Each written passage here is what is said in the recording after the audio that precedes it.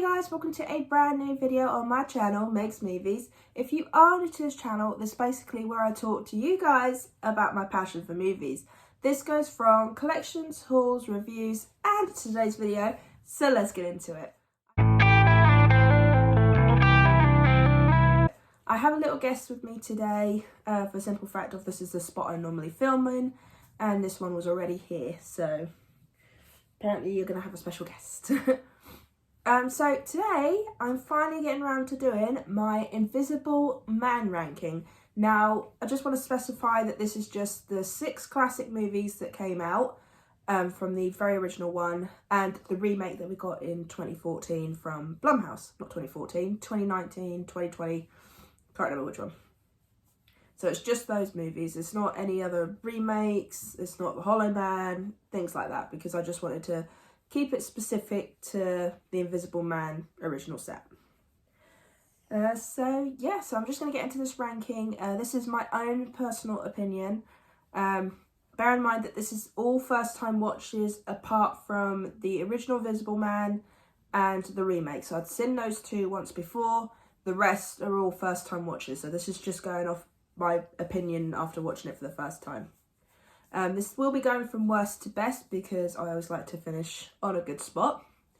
And I'll just give you my quick sort of like little thoughts on them and explain why they're in a certain spot. Some people might be shocked about how my order is, but I have a funny feeling this might be a bit of an issue. So I'm going to move over a little bit to the side because I like to put the posters up. Just a simple fact of I do own all these physically, but one of it, like 6 of the movies are in a collection set, so be a bit pointless going, here's a collection set, here's a collection set. So yes, I'm just going to move over to the side and let's get into my Invisible Man ranking. Okay, and at number 7 we have The Invisible Agent. Now I did wonder if they were going to do a movie like this where he becomes a spy for the government and ends up going across to whatever war's going on and spies on him because he's invisible. So I did wonder if they were going to do that, and I found it okay. Like, I didn't find any of these movies terrible, but out of all of them, The Invisible Agent is the one I'd least go back to because it just didn't feel good. Like, it was okay, but sort of like the plot and everything just felt a little bit sort of like predictable in a sense. And I think I prefer it when the person that goes invisible does go a little bit loopy, because that does then become a little bit more creepy in my eyes. But with this one, and certainly the second one, they didn't seem to go as crazy compared to the other ones. So it's a little bit confusing, but it's okay. I still seriously recommend that you watch The Invisible Agent at least once because I think it's such a good set of effects in all of these films. So if you haven't watched them, I seriously recommend you do. But out of all of them, The Invisible Agent will be the one I go back to the least. Okay, and at number 6 we have Abbott and Costello Meet the Invisible Man. Now I like the fact that they tried to do something a little bit different. They tried taking the comedy route, which was nice, especially at the time when you know The Invisible Man as the horror classic, you know, the universal monster. So it was quite nice for them to try and do something different, but at the same time, kind of like The Invisible Agent, I kind of struggled to get into this one. I did laugh a couple of times. I did like Abbott and Costello. I look forward to watching more of their films because I think they met all the Universal monsters, I think. But no, it had its good moments, but at the same time, story-wise, I can't talk today, apologies. Plot-wise, there we go, it's better. Plot-wise, I just felt like it was a bit typical, a bit predictable, and compared to The Invisible Agent, because I did struggle to place these two, compared to The Invisible Agent, I think I'd go back to the Abbott and Costello one more because it was more of a comedy, so I did get a chuckle out of it. So out of those two, it'd be that one, then The Invisible Agent. Okay, and at number 5, we have The Invisible Woman. So yet again, they tried to do something a little bit different, tried to do it as the woman turns invisible. I do like how the plot is that she wants to become invisible for a certain reason. but I don't like the whole alcohol side of it. Yeah, there's a little bit of a thing where it's like, if she has alcohol, she ends up staying invisible, or, for example, there's a scene at the very end which was a little bit odd. Yet again, this one was trying a comedy route, which I'm a little bit gutted about, because I would have thought the Invisible Woman might have been quite fun to see as a creepy one. But I would go back to this because it did make me laugh, it did make me chuckle. I did enjoy the characters. I do like how it went. It's just, I don't know, I was kind of hoping for something a little bit better than using alcohol as sort of like a side effect thing. Okay, and at number 4 we have the original Invisible Man. Yes, he's at number 4. Don't get me wrong, this was enjoyable. It was cool to see how they did the effects back then. I think it was so well done compared to some of the CGI we get these days.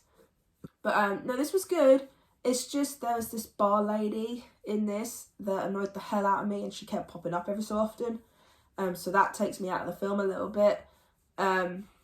Plus also, the guy, when he had the serum, he does go mad, but he doesn't creep me out. He just makes me laugh more than anything, because of some of the lines he comes out with. But I can see why this is a classic. I can see why this is part of the Universal Monsters collection, because it is a good film. I would happily, from 4 to 1, I'd happily go back to these films. So on to number 3, The Invisible Man Returns. So this was the second one? Yeah, the second one of the collection. So this was the second one that came out. And honestly, I preferred this one a little bit more over the original, which sometimes does happen where the sequel does do a little bit better than the original for me. But it's because in this one, the Invisible Man actually creeped me out. You know, the way he acted, the way he was, his laugh, it creeped me out no end. And I like that. I like the fact that this time as well, it's sort of like the love interest is trying to help him out and things like that. And I do like the love interest in these films, because pretty much nearly all of them have a love interest. But I do feel like it can take away from the story a little bit. But no, with The Invisible Man Returns, I would happily return to this film, because, hey, he creeped me out. He was a good Invisible Man. However, from the original classics, it doesn't beat what comes in at my number 2, and that is Invisible Man's Revenge. Now, he creeped me out the most. The guy that was invisible in this one creeped me out the most, just for the simple fact of, even before he took the serum, he wasn't right in the head. He was wanting revenge. He was a little bit psychotic, you know, and that added to it when he took the serum. And I think that was really good how they dealt with that, because I like how they made it so he was creepy from the beginning, and that the serum just put him over the top. And then the way they did it so that how you become visible again is through blood transfusion, but unfortunately it would require all the blood from this other person. I like that because it added to his menace, like his menacing way and things like that. And I really enjoy how it sort of like did it. My only issue is that the end does feel rather abrupt. Like, it feels like it just ends there. Simple as, it's just boom, done. So that's my only issue with it. Aside from that, I well and truly enjoyed this film, and I certainly would go back to this one. But at number 1 is The Invisible Man remake. Now, usually with remakes, they try and copy the same storyline, things like that. But with this one, they did it from a technological standpoint. They did it with technology. They didn't go back to the whole science of it all. And I like the fact that how this one was done, the CGI looks great. The creepiness of sort of like the camera angles as well. So when they just had a camera angle shot of like a doorway, you know there was nothing there CGI wise, but you had this feeling that something was there. And I love it when a camera angle can do that to you. And honestly, like, don't get me wrong, I do like the classics. However, if I said, if I could go back to one, it would be the remake out of all of them, in all fairness, just because of how good it was done and how well it was done.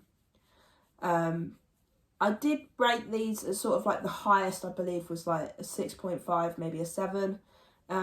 because not gonna lie, I did struggle to get into this franchise, and out of all of them, like I said, I think it would probably be number 1 and number 2 I go back to the most. Then maybe 3 and 4 if I was doing a marathon. 5 potentially, and then 6 and 7, it'd be sort of like, I wouldn't be too fussed if I didn't watch them again. So they're not exactly groundbreaking or anything like that, but they are amazing films. And like I said at some point in this video, I think it was near the beginning, if you want to watch films with really good effects, seriously watch these films, because obviously back then there was no CGI. You know, you didn't do CGI back then. Sometimes the CGI now can look a bit so I seriously recommend giving them all at least one watch through. But no, for Universal Monsters, I think it's quite a good monster, and I look forward to watching the others and doing the ranking of the others at some point in the future. So yeah, I really hope you enjoyed this ranking of The Invisible Man. This is my first ranking of 2023. I mean, well, the first video ranking of 2023. I've done a couple of other rankings of like 2 movies on my Letterboxd. So if you want to see the rankings for those, they are on my Letterboxd and they're up there. I'm not sure what my next ranking will be. I think it might be the Panel Activity films, because I am close to finishing them off. But yeah, so I really hope you enjoyed this video. If you did, then do give it a thumbs up. And if you are new to this channel, then go ahead, hit that subscribe button and also the notification bell down below to be notified when I post. And also leave me your comments and thoughts on The Invisible Man. What's your ranking? I'd love to know if yours differs from mine, if it's similar. Let me know in the comments down below. And I'll see you guys next time. Bye!